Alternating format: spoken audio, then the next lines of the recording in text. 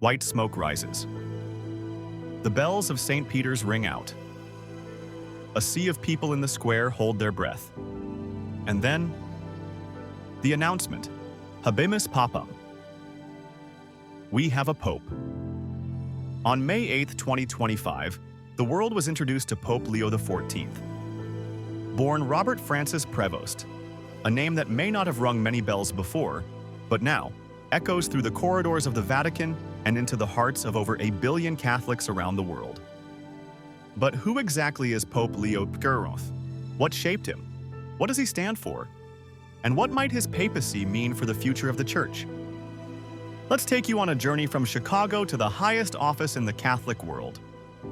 Robert Francis Prevost was born on September 14, 1955, in Chicago, Illinois, to a family of French-Canadian and Italian-Spanish roots. As a boy, he served as an altar server. Those quiet, behind-the-scenes roles that often spark lifelong devotion. He first pursued a college education in mathematics before shifting to religious life, joining the Augustinian order. An order founded on humility, service, and love of community, where he continued his theological studies. At just 27 years old, he was ordained a priest in 1982. Shortly after his ordination, Prevost made a decision that would shape him deeply. He went to Peru as a missionary. For 10 years, he lived in Trujillo, a coastal city in northern Peru. He didn't arrive as a savior. He came as a listener, a servant, a teacher, and a student of the people. In Peru, he worked in parishes and seminaries, helping to form new priests, support communities, and stand with the marginalized. So committed was he to the people of Peru that he even became a Peruvian citizen. He wasn't just visiting, he belonged. His leadership qualities didn't go unnoticed. He was called back to Rome and was later elected Prior General of the Augustinian Order, the global head serving for over a decade. In 2014, Pope Francis appointed him Bishop of Chiclayo, back in Peru. His pastoral work there was once again rooted in care, integrity, and connection with everyday people. And then, he was summoned to Rome yet again. This time to take on a powerful role as head of the Vatican's dicastery for bishops. That meant he had a hand in selecting and overseeing bishops around the world. A job with massive influence over the future of the global Church. In 2023, Pope Francis made Robert Prevost a cardinal. It was a signal that his voice mattered and that he was being considered among the Church's most trusted leaders. He stood out, not for grand speeches or media fame, but for being a steady, thoughtful, and pastoral presence. A man of faith and action. When Pope Francis passed away, the world turned its eyes to the Sistine Chapel. Cardinals from around the globe gathered in secret to elect a new pope. The election of Cardinal Prevost wasn't expected by everyone, but it made sense. He represented both the global North and South. He had lived and served in Latin America and North America. He was experienced in governance, yet deeply pastoral.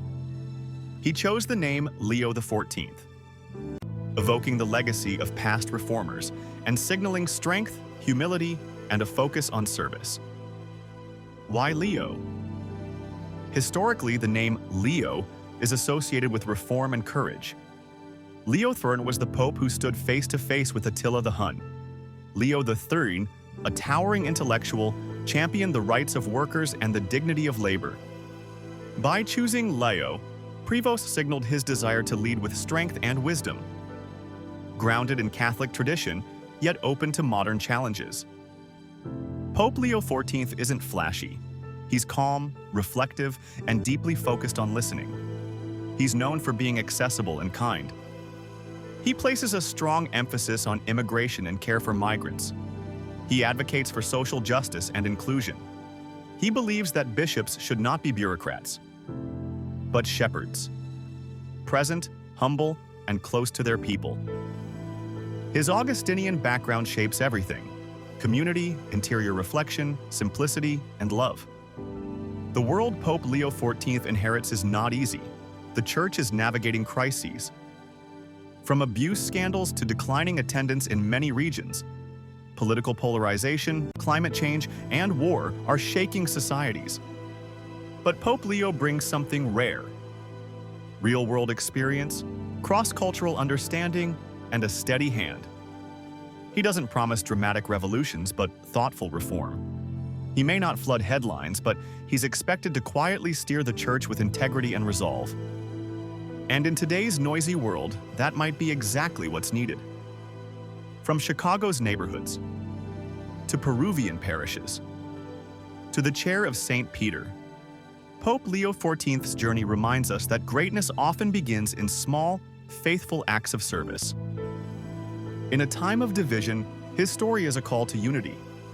In a time of change, his leadership is a steady compass. This is not just the story of a pope. It's the story of what it means to lead with humility, to listen deeply, and to serve with love.